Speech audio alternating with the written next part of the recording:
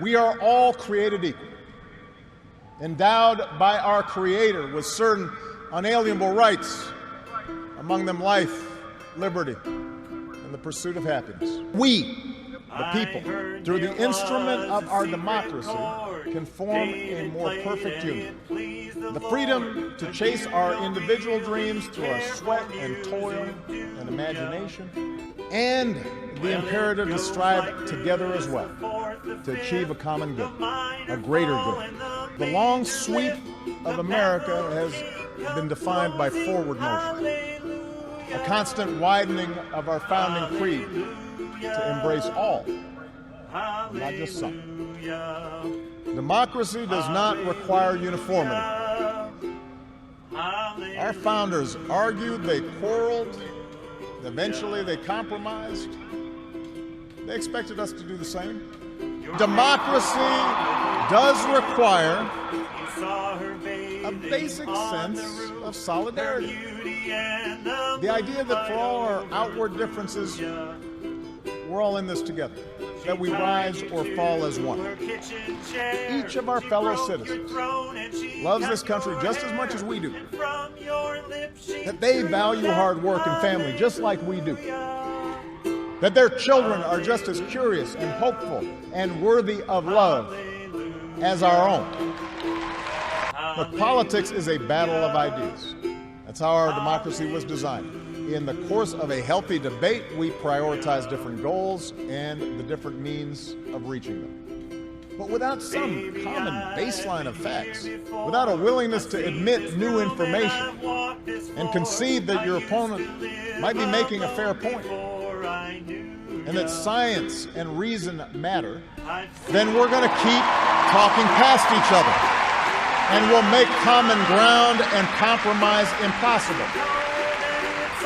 All of us, regardless of party, should be throwing ourselves into the task of rebuilding our democratic institutions. Our Constitution is a remarkable, beautiful gift, but it's really just a piece of parchment. It has no power on its own. We, the people, give it power. We, the people, give it meaning with our participation and with the choices that we make. Change only happens when ordinary people get involved and they get engaged and they come together to demand it. If something needs fixing, then lace up your shoes and do some organizing. If you're disappointed by your elected officials, grab a clipboard, get some signatures, and run for office yourself. And that's why I leave this stage tonight even more optimistic about this country than when we started. Because I know our work has not only helped so many Americans, it has inspired so many Americans. You believe in a fair and just and inclusive America. You know that constant change has been America's hallmark, that it's not something to fear, but something to embrace. You are willing to carry this hard work of democracy forward. I do have one final ask of you as your president. The same thing I asked when you took a chance on me 8 years ago. I'm asking you to believe, not in my ability to bring about change, but in yours.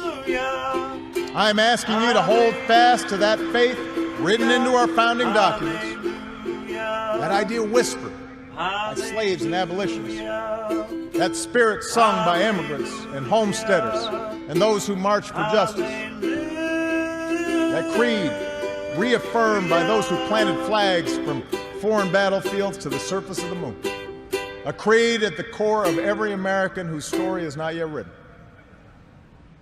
Yes, we can. Yes, we did. Yes, we can. Thank you. God bless you. May God continue to bless the United States of America.